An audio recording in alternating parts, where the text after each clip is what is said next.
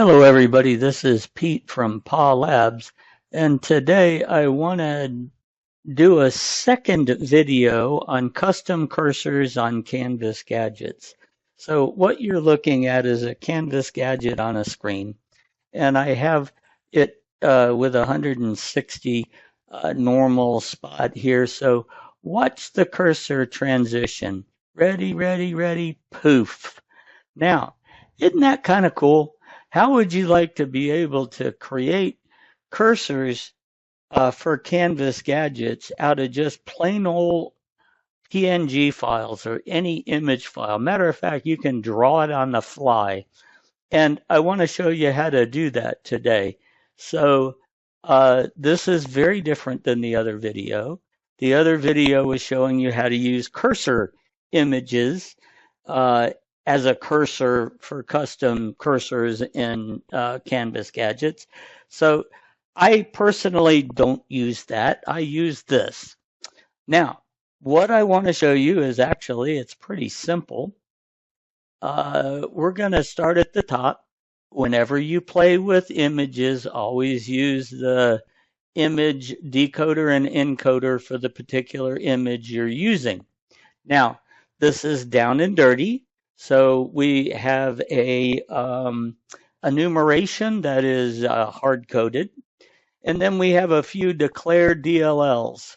Now, this, I'm going to go ahead and collapse the whole rest of the code. These guys refer to this down here. Now, what this is doing is allowing us to have a call that we can say, hey, I want a custom cursor and here's my image ID.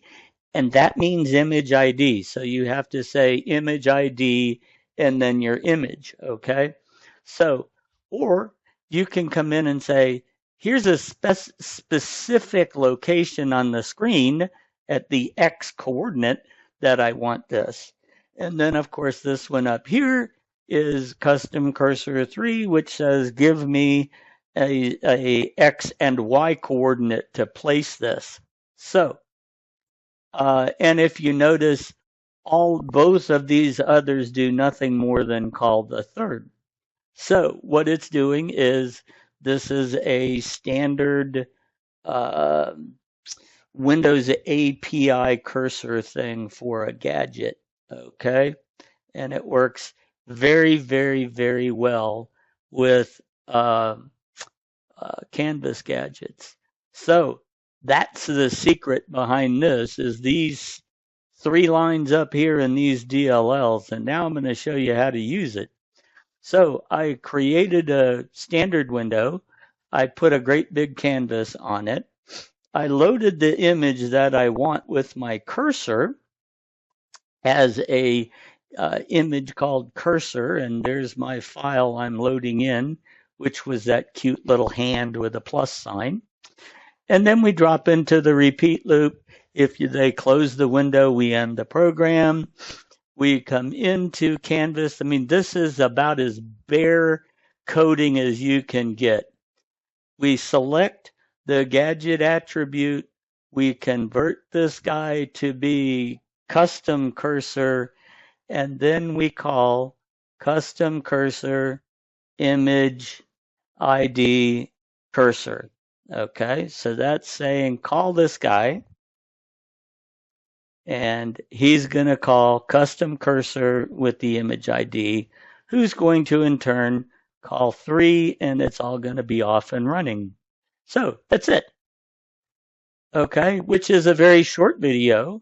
And what I will do, if I presume there's going to be interest in this, I will put this out into the custom controls library of code, and I'll place this on my website shortly.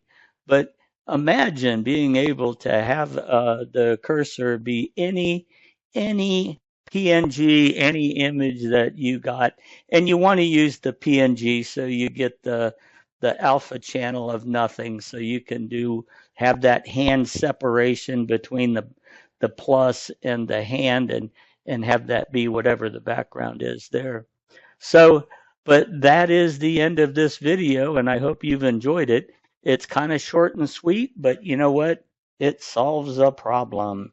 Thanks for your time.